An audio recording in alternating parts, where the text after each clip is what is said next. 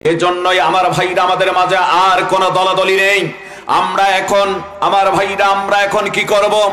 আমরা সকলে কাঁধে কাঁধ মিলে সামনের দিনগুলিতে আমরা চলাফেরা করব। যেমন এখন আমাদের ভিতরে যারা আহলে হাদিস রয়েছেন, হানাফি রয়েছেন, শাফি রয়েছেন, মালিকি রয়েছেন, হাম্বলি রয়েছেন, এরপর তাবলীগ, হেফাজতে ইসলাম, চরমরাই, জামাতে ইসলাম, খেলাফত আন্দোলন, খেলাফত মজলিস, যত দল আছে আমরা আর কাদা সরাসরি করব না। ঐক্যের ক্ষেত্রে আমরা এক হওয়ার চেষ্টা করব। আমরা ভোটের ময়দানে যেন একটা বাক্স একটা মার্কাকে পাঠাতে পারি।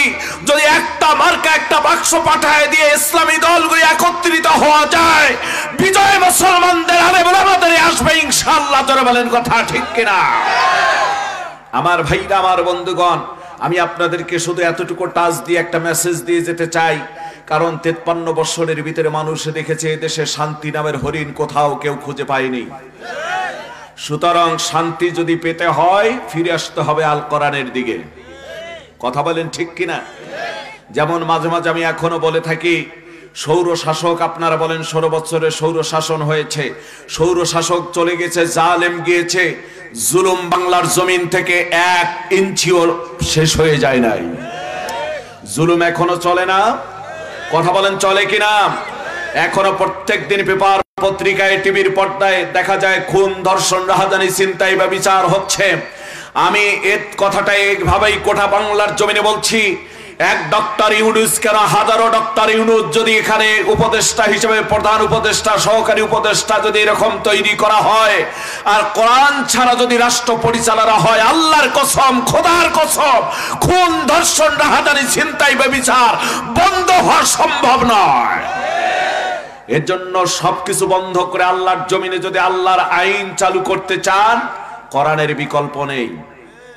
কথা বলেন ঠিক কিনা? আর আল্লাহ তাআলার মেহেরবানি, এবারে আমরা দেখেছি আল্লাহ তাআলার মেহেরবানি, বিভিন্ন জায়গায় আল্লাহ মুসলমানদেরকে যেন একটা বিজয়ের সূচনা দিয়েছেন। আলহামদুলিল্লাহ বলেন। যে আফগানিস্তানের ভিতরে টনকে টন বোমা ফেলানো হলো, হাজার হাজার মেট্রিক টন বোমা ফেলা হলো, কথা কয় না কেন?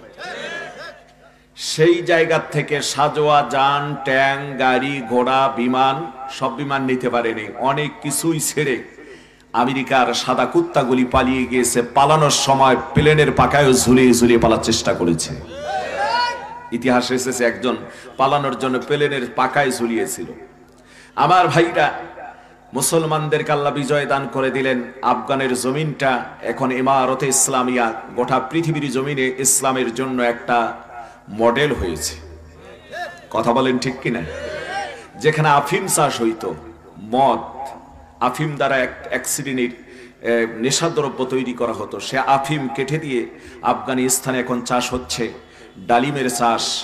যে আফগানের রক্ত ঝরালো, হাজার হাজার রক্ত ঝরালো আমেরিকার সাদা কুত্তাগুলি, সেই আফগানিস্তানের ডালিমের জুস এখন কিনে খাওয়ার জন্য পাগল হয়েছে আমেরিকা।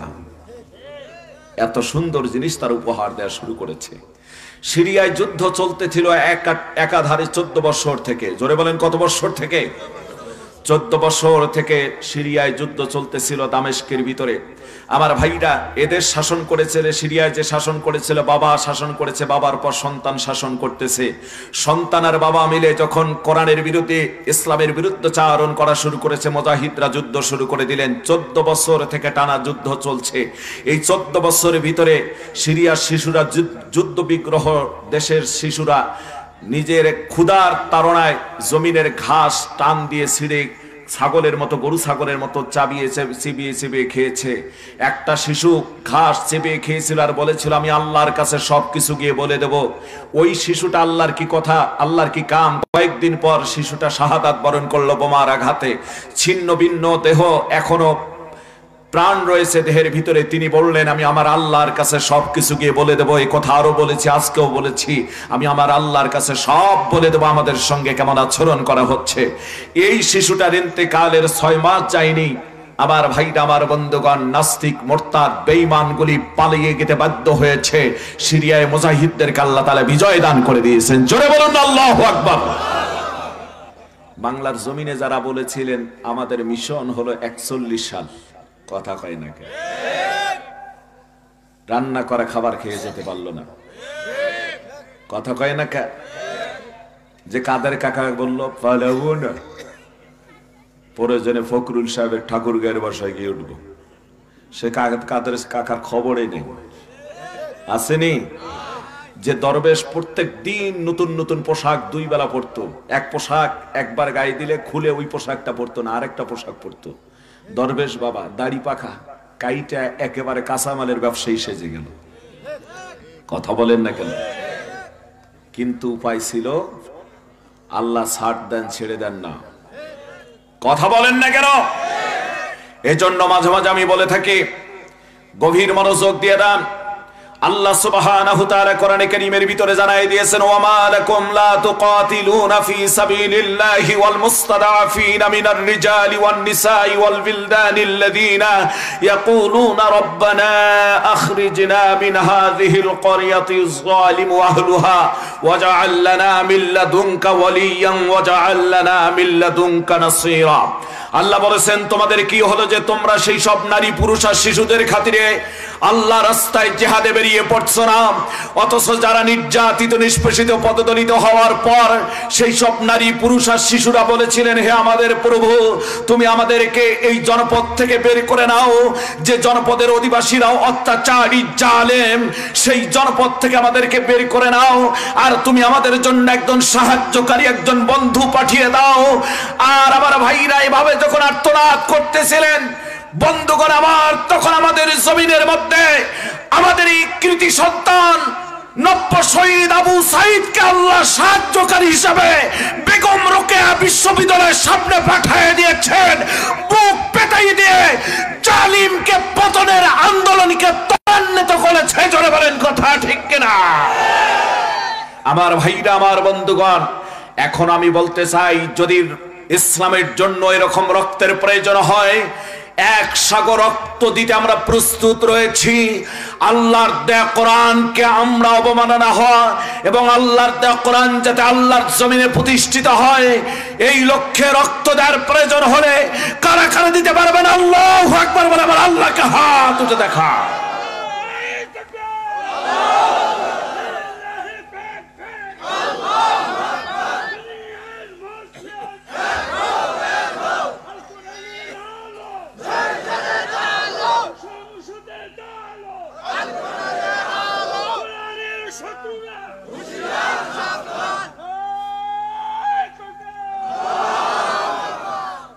মারহাবা বলেন, মারহাবা।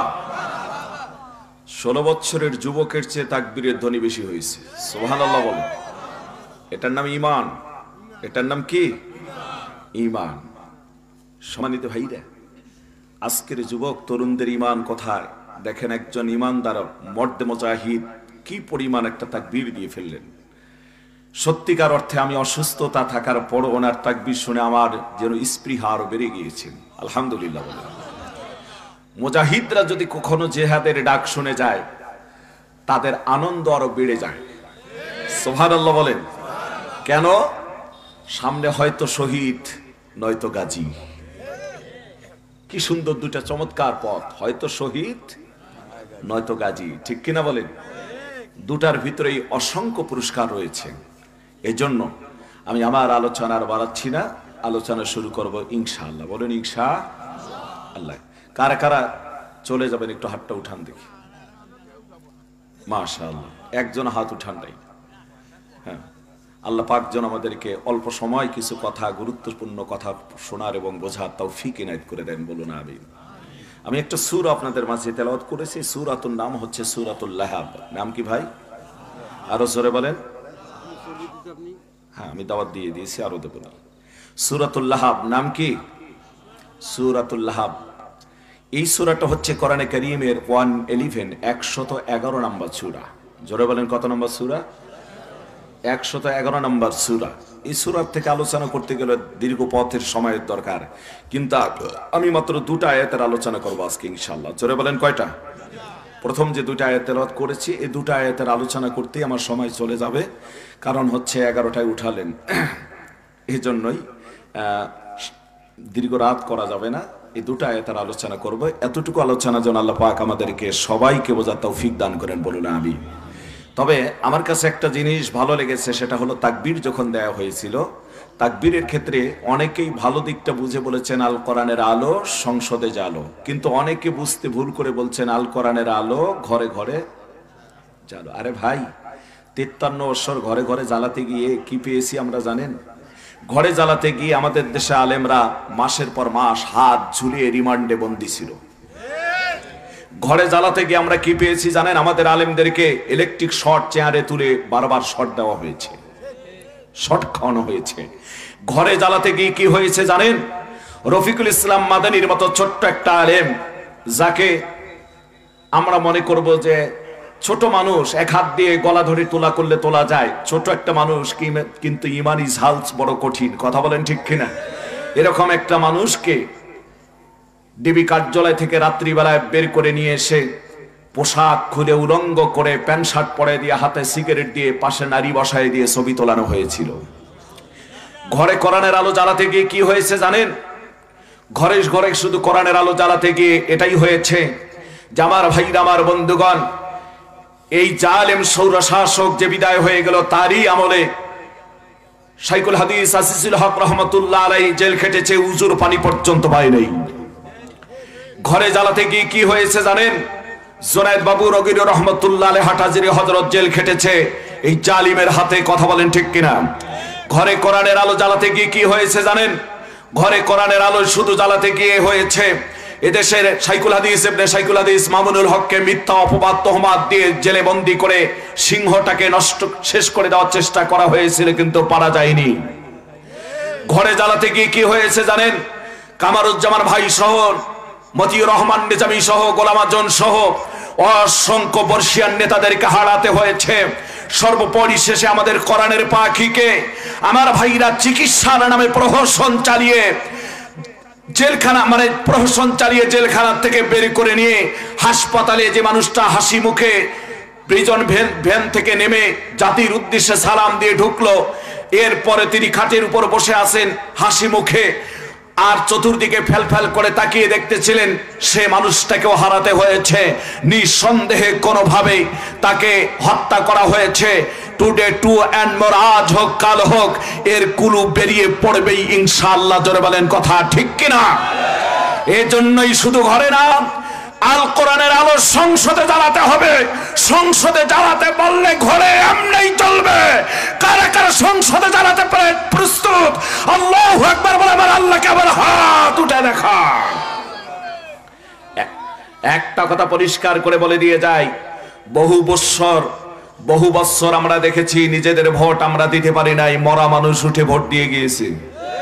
কথা বলেন ঠিক কিনা? মরা মানুষ এসে ভোট দিয়ে গিয়েছে। সামনের নির্বাচন আমরা নিজ হাতে দিতে চাই। সুষ্ঠু নির্বাচনের জন্য যদি এক সাগর রক্ত দিতে হয়, রক্ত দেওয়ার জন্য প্রস্তুত আছি। সুষ্ঠু নির্বাচন হতেই হবে, ঠিক কিনা বলেন? আল্লাহ পাক আমাদেরকে কবুল করে নেক, উপদেষ্টাদেরকে সেভাবে সংস্কার করার মতো তৌফিক দান করে দেখ, বলুন আমিন। বাস, আর কথা বাড়াচ্ছি না। সম্মানিত ভাইরা, লম্বা হয়ে যায়, খুব অল্প সময় কথা বলবো। গভীর মনোযোগ দিয়ে দেন। কোরআনে কারীমের আলোচনা শোনার জন্য এসেছেন কিছু ভাই, এখনো রাস্তাঘাটে চায়ের দোকানে টি স্টলে বসে আড্ডা দিচ্ছেন। সেসব ভাইদের উদ্দেশ্যে বলতে চাই, তিরমিজি শরীফের হাদিস এসেছে, রাসূল করিম সাল্লাল্লাহু আলাইহি ওয়াসাল্লাম বর্ণনা করেন, কোন আল্লাহর বান্দা, কোন আল্লাহর বান্দি কোরআন হাদিস থেকে জ্ঞান নেয়ার জন্য যদি ঘর হইতে বেরিয়ে পড়ে, আমার আল্লাহ ওই বান্দা বান্দির উপর রাজি খুশি হইয়া এখনো ডান পা বাইরে দিয়েছেন, বাম পাটা ঘরের ভিতরে। যদি তার নিয়তটা সঠিক হয়ে যায়, আল্লাহ রব্বুল আলামিন তার বিগত জীবনের সমস্ত সগীরা গুনাহগুলি কাফারা স্বরূপ আল্লাহ মাফ করে দেন। জোরে বলুন সুবহানাল্লাহ, বলুন আল্লাহু আকবার। জীবনের গুনাহ মাফ হচ্ছে এই সমস্ত জায়গায় আসলে। কথা কার? এজন্যই শেষ পর্যন্ত থাকার দরকার আছে, নাকি কিছু শুনে চলে যাবেন? হ্যাঁ, কিছু শুনেই শুধু চলে যেন না। কারণ হচ্ছে কি, যে কোনো আলোচনার ফিনিশিং তো একটা আছে। কথা বলেন না কেন? ফিনিশিং জেনে যাবেন না, তাহলে অনেক অসমাপ্ত জিনিস থেকে গেল। এর জন্য ফিনিশিংটা একটু জেনে যাওয়ার চেষ্টা করবেন। ফিনিশিংটা নিয়ে আমি আপনাদের মাঝে আজকে সংক্ষিপ্ত কথা উপহার দেব ইনশাআল্লাহ। আমি যে সূরাটা তেলাওয়াত করেছি সূরার নাম আবারও বলেন তো, নাম কি? লাহাব। কত নাম্বার সূরা এটা? 111 নাম্বার সূরা। প্রশ্ন হলো, হুজুর এই সূরাটা কেন ধরলেন? এই সূরার আলোচনা এই জন্যই ধরলাম, ওই সময়ের ভিতরে যেমন আবু লাহাব আল্লাহ রসুলের আপন চাচা হওয়ার পরও নবীজিকে ইসলাম প্রচারের ক্ষেত্রে বাধা দিয়েছিলেন, দিন প্রচারের ক্ষেত্রে সবচেয়ে বেশি কষ্ট দিয়েছিলেন। আমার ভাইরা, বর্তমান জামানার সমাজের আবু লাহাব কারা আছে? সূরা লাহাব তো আমরা ইমাম শব্দের পিছনে তেলাওয়াতে শুনি, নিজেরাও নামাজে পড়ি। যখন এই সূরাটা তেলাওয়াত শুনবো, নামাজে আমরা তেলাওয়াত শুনবো বা নিজেরা করব, তখন আবু লাহাব মার্কা মানুষগুলি বেরিয়ে যাবে।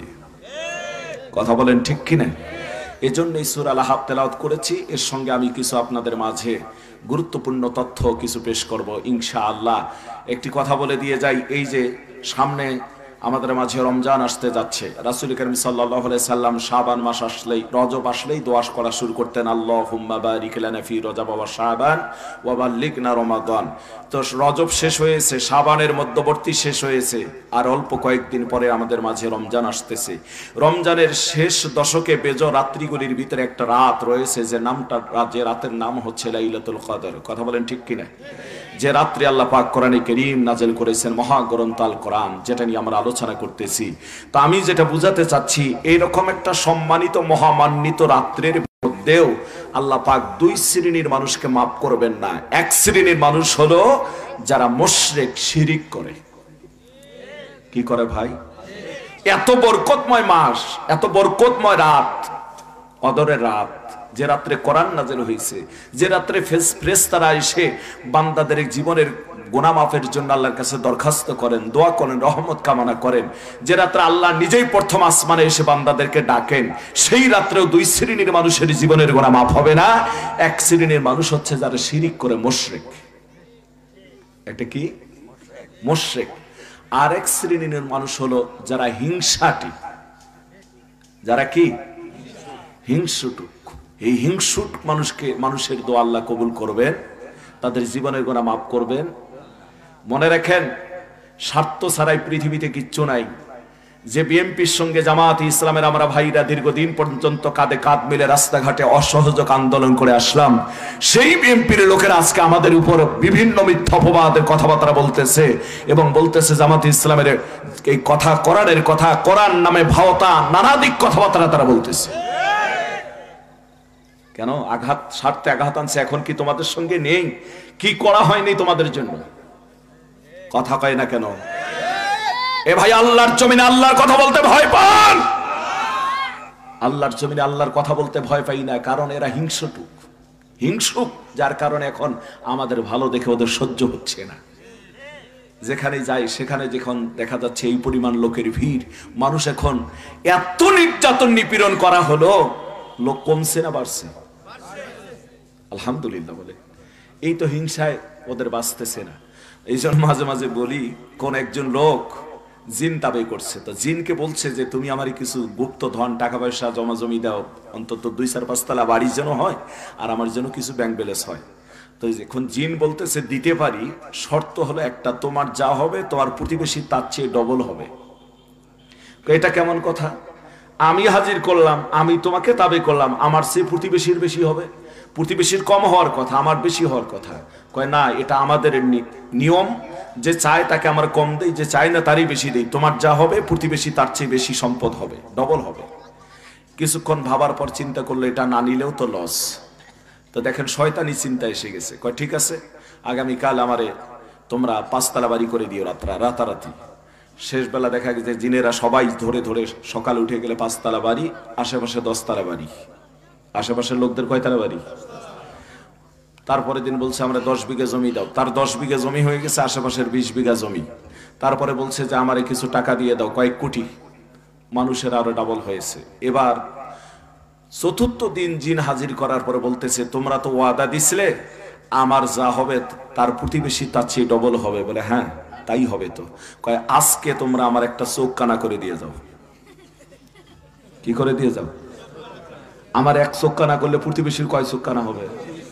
দেখেন কি হিংসু, চিন্তা করা যায়।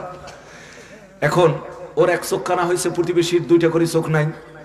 সকালবেলা হাটে আর কয় সম্পদের মজা কেবল বুঝাইতেছি, দাঁড়া বেটা, আমি তো দেখতেছি এক চোখ দিয়ে, তোদের কিন্তু দুইটাই নাই। তারপরে দিন জিনা হাজির করে কয় আমার এক হাত ভাঙ্গো। এবার এর এক হাত ভাঙছে, প্রতিবেশীর কয় হাত ভাঙ্গা লাগে? কারণ জিনে তো ওয়াদা দিছে ডবল না, দুই হাত প্রতিবেশীর নাই। এখন ও ঘুরে এক হাত ভাঙ্গা নিয়ে ঘরে আর কয় দেখো মজা কেবলই শুরু করছি, কালকে দুই পা থাকবে না। কালকে কয় পা থাকবে না? আমার এক পা ভাঙবো, তোদের দুই পা থাকবে না। তাই এই হচ্ছে আমাদের অবস্থা। কথা বলেন না কেন, ঠিক কিনা? কিন্তু রাখে আল্লাহ, মারে কে?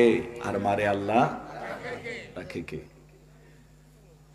সম্মানিত ভাইরা, আর কথা লম্বা করা ঠিক হবে না। আমি যে সূরা আপনাদের মাঝে তেলাওয়াত ধরেছি, এই সূরা থেকে আলোচনা করবার মুশরিক যারা, তাদের জীবনের গুনাহ আল্লাহ মাফ করবে না। গুরুত্বপূর্ণ বিষয়, গুরুত্বপূর্ণ দিনে সে বিষয়গুলি আপনাদেরকে একটু জানায় দিয়ে যাব। আমার ভাইরা, আমি যে সূরাটা তেলাওয়াত করেছি, এই সূরাটা হচ্ছে কোরআনে কারীমের 111 নম্বর সূরা। এই সূরার ভিতরে আয়াত সংখ্যা হলো 5টা। এই সূরার ভিতরে আল্লাহ পাকের 29টা অক্ষর, আরবি 29টা অক্ষর, 77 বার ব্যবহার হয়েছে। মনোযোগ দিয়ে দেন মুসলমান ভাইরা আমার, গভীর মনোযোগ দিয়ে দেন আমার বন্ধুগণ। আল্লাহ রাসূল সাল্লাল্লাহু আলাইহি ওয়াসাল্লামের উপর যখন কোরআন নাযিল হয়ে গেল, নবুয়ত প্রাপ্তি হয়ে যাওয়ার পর আল্লাহ নির্দেশ দিয়ে দিলেন, নবীজি গোপনে গোপনে লোকদেরকে দাওয়াত দিবেন। এখনই প্রকাশ্যে দাওয়াত দেওয়ার প্রয়োজন নাই, গোপনে দাওয়াত দিবেন। কাকে? যাদের কাছে গেলে তারা মানবে। আপনার নিকটতম ব্যক্তিগুলিকে, বিশ্বাস্ত ব্যক্তিগুলিকে আপনি দাওয়াত দিবেন। নবীজি 2.5 থেকে 3 বছর গোপনে দাওয়াত দিয়ে দিলেন। আমার ভাইরা, যেদিন থেকে আল্লাহ প্রকাশ্যে দাওয়াতের নির্দেশ দিয়ে দিলেন, রাসূল করিম সাল্লাল্লাহু আলাইহি ওয়াসাল্লাম সকালবেলা, একেবারে সকালবেলা সুবহে সাদিকের পর সূর্য ওঠার পর পরে, সুবহে সাদিকের পর সূর্য ওঠার পর পরে আল্লাহর নবী সাফা পাহাড়ের মধ্যে উঠলেন। মথান্তরে আবু কুবাইস পাহাড়ের উপরে আল্লাহর নবী উঠলেন। ওঠার পর আল্লাহর নবী মক্কার লোকদেরকে ডাক দিয়ে বললেন, তিনি বললেন ইয়া সুবাহা, ইয়া সুবাহা, ইয়া সুবাহা। মতান্তরে তিনি বললেন ইয়া আব্দে মান্নাফ, ইয়া কুরাইশ, ইয়া খুজাইমা। আমার ভাইরা, গোত্রের ব্যক্তিগুলির নাম ধরে ডাকাডাকি শুরু করে দিলেন। এক পর্যায়ে সেই পাহাড়ের পাদদেশে অনেকগুলি লোক জড়ো হয়ে গেল। সেই জড়ো হওয়ার ভিতরে তার আপন চাচা, তার নাম ছিল আব্দুল উজ্জা, এখনো আবু লাহাব নামে তার নামটা পরিচিতি পায় নাই। এই আব্দুল উজ্জাও সেখানে উপস্থিত হয়ে গেলে আল্লাহর নবী সাল্লাল্লাহু আলাইহি ওয়াসাল্লাম বললেন, শোনো মক্কার লোকেরা, তোমরা যে আমাকে, আমি যে মুহাম্মদ, তোমরা আমাকে আল আমিন উপাধি দিয়েছিলে, বিশ্বাসী বলে তোমরা আমাকে উপাধি দিয়েছিলে, আমি যে সত্যবাদী, তোমরা কি কথা মানো? তারা বলে হ্যাঁ, তুমি সত্যবাদী, এতে কোনো সন্দেহ নাই।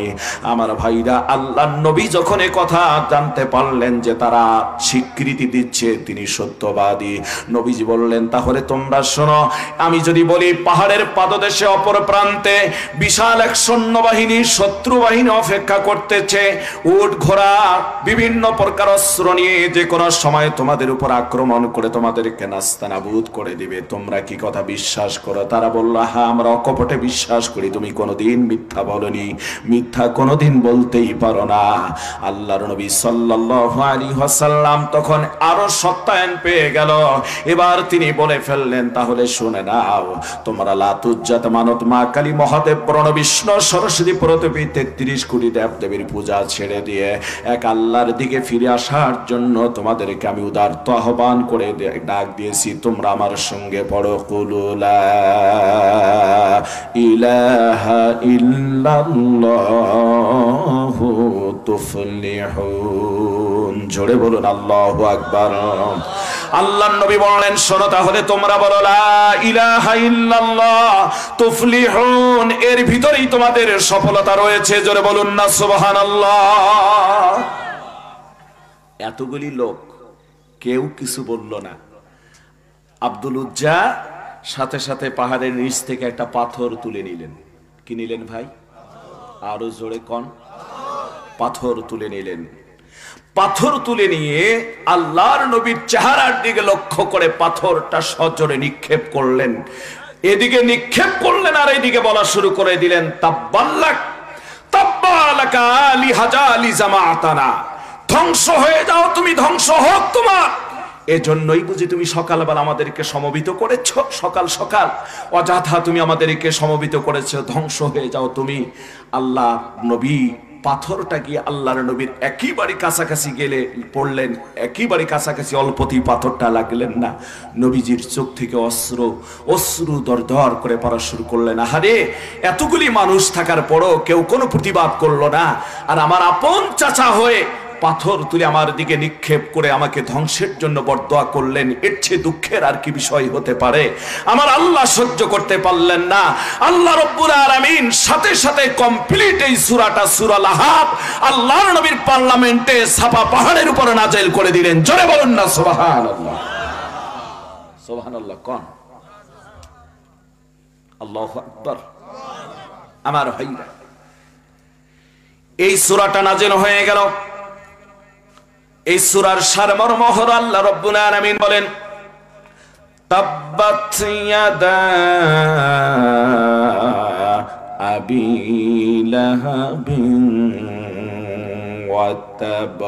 জোরে বলা যাবে কি সুবহানাল্লাহ? তাব্বাত, ধ্বংস হয়ে গিয়েছে। সুবহানাল্লাহ।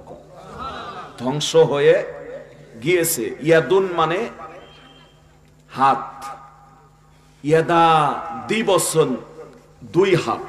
সুবহানাল্লাহ। ধ্বংস হয়ে গিয়েছে দুই হস্ত, দুই হাত। কার? আবি লাহাবিন ওয়া তাব। আবি লাহাবিন, আবু লাহাবের, ওয়া তাব, এবং ধ্বংস হয়েছে সে নিজেই। জোরে বলা যাবে কি সুবহানাল্লাহ? আল্লাহ বুঝাচ্ছেন, হে আবু লাহাব, আমার নবী ধ্বংস হবে না, ধ্বংস হবে তুমি।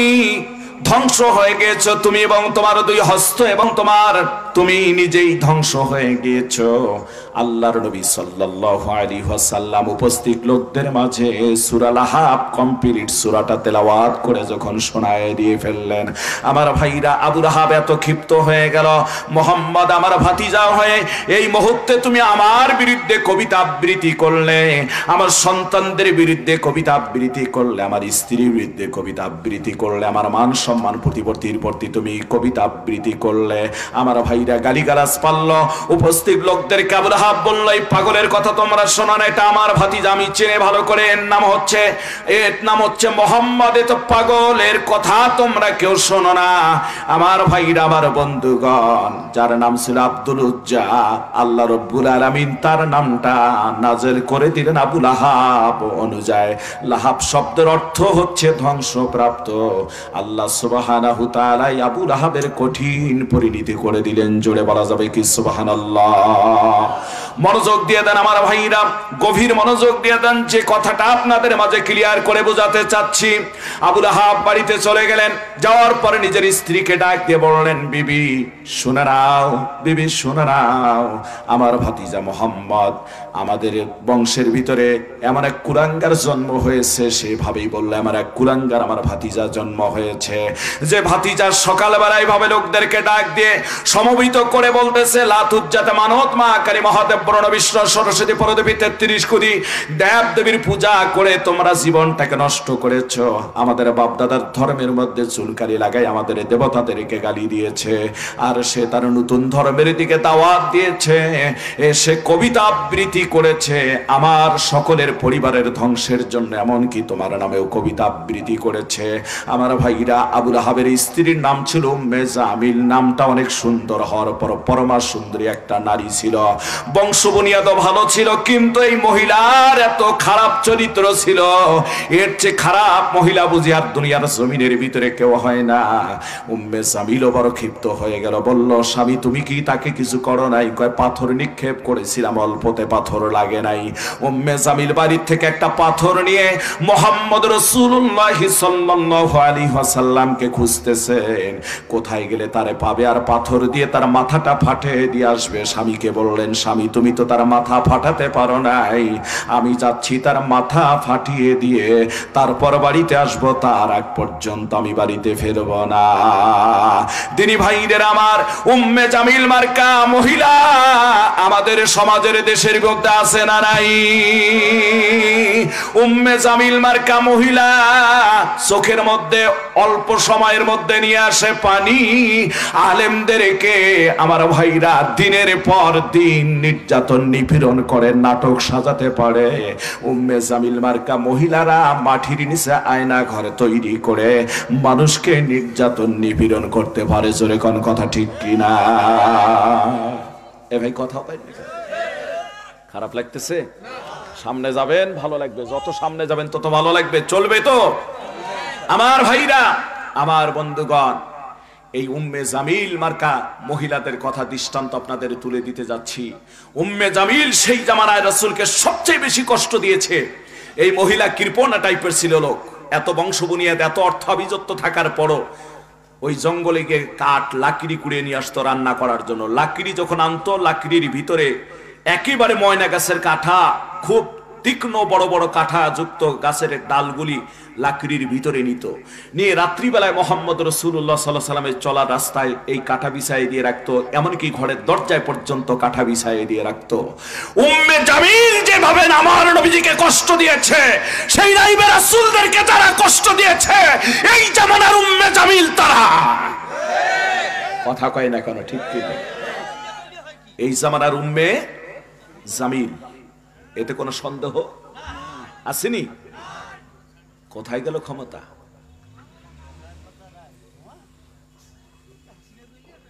সম্মানিত ভাইরা, আপনাদেরকে বলবো, আমাদের কিন্তু সুযোগ একটা আসছে, এটা হাতছাড়া করা যাবে না। এই জন্য মাঝে মাঝে আমি বলে থাকি, ঐক্য হও, ঐক্য হও, ঐক্য হও ভাই, ইসলামী ঐক্যের বিকল্প নাই। জোট বাঁধো, জোট বাঁধো, জোট বাঁধো ভাই, ইসলামী জোটের বিকল্প নাই। আসবে বিজয় ঐক্যের মাঝে, কোরআনে জানতে পাই। ঐক্য হও, ঐক্য হও, ঐক্য হও ভাই, ইসলামী ঐক্যের বিকল্প নাই। ঠিক কিনা? কেউ করো পীর মুরিদি, কেউ বা আন্দোলন, কেউ বা আবার আহলে হাদিস, কেউ করো না কোন দল। কোরআন সুন্নাহ সবই এক, ছোট বিষয় নিয়ে দ্বন্দ্ব। তাই তো আজি ঐক্য হওয়ার মাঝে পাই না কোন গন্ধ। ঐক্য হও, ঐক্য হও, ঐক্য হও ভাই, ইসলামী ঐক্যের বিকল্প নাই। ঠিক কিনা বলেন? কওমি আলিয়া জেনারেল পড়েছি, কেউ বা কিছুই পড়ি নাই। মার্সিদেতে এক কাতারে সবাইকে যে পাই। ঠিক কিনা? বাহিরে কেন এত দ্বন্দ্ব? বিবেককে প্রশ্ন করো, সকল দ্বন্দ্ব ছেড়ে তুমি ঐক্যের পথে চলো। ঐক্য হও, ঐক্য হও, ঐক্য হও ভাই, ইসলামী ঐক্যের বিকল্প নাই। আসবে বিজয় ঐক্যের মাঝে, কোরআনে জানতে পাই। ঐক্য হও, ঐক্য হও, ঐক্য হও ভাই, ইসলামী ঐক্যের বিকল্প নাই। লিল্লাহে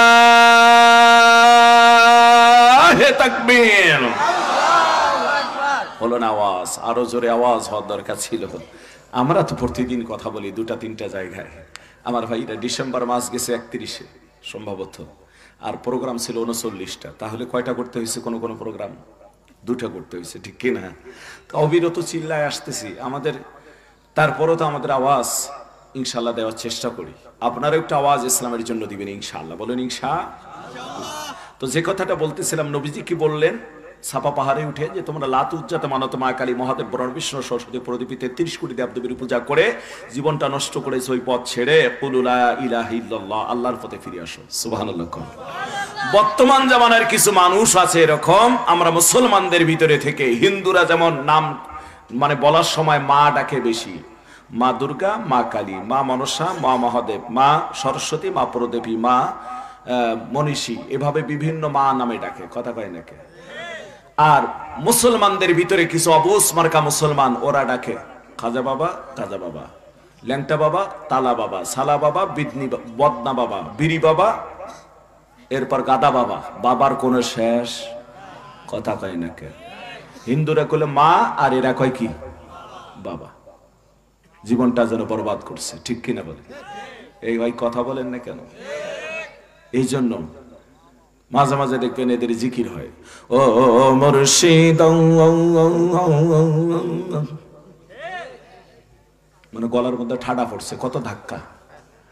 বটবৃক্ষের নিচে গেলাম ছায়া পাইবার আশায়, ডাল ভাঙ্গিয়া রুদ্র লাগে আপন কর্ম দোষে, পয়সা তোর লাইগা অঙ্গ জর জহর, মনে লয় উড়িয়া যাইতাম ভাঙ্গা বাড়ি ঘর, বাজান তোর লাইগা কথা কয় না কে? এই ভণ্ডগুলো খালি ৫-৭ থাপ্পড় দরকার, কথা কয় না কে? 2 কানের মধ্যে, আর নাহলে 1.5 হাতের একটা লাঠির দরকার। হ্যাঁ, নামাজ নেই, রোজা নেই, নারী পুরুষ একসঙ্গে বেশিয়া শুরু করে দেয়, আছে না? না, কথা কয় না কেন? আবার দেখেন এক প্রকার আছে, কয় কেরামান কাতিবিন রোজ হাসরের দিন, কেরামান কাতিবিন রোজ হাসরের দিন, আল্লাহর কাছে যদি করে অভিযোগ, আমি বলবো দুনিয়ায় ছিলাম খাজা বাবার লোক, আমি বলবো দুনিয়ায় ছিলাম কেল্লা বাবার লোক। আমি কই কেরামান কাতিবিন পাইবে যে দিন, তোরা যারা ছিলি ভণ্ড পীরের লোক, তোদের থাপ্পড় দিয়া বলবে জাহান্নামে ঢো। ঠিক কিনা বলে? ভণ্ডদের কাছে যাওয়া যাবে? আরো জোরে কন। ভণ্ডদের গালে গেল, মাশাআল্লাহ, ভণ্ডদের আস্তানা। ইসলামী সরকার গঠন হয়ে গেলে একটা মাজারে ভণ্ডামি জটালা চটালা থাকবে না ইনশাআল্লাহ।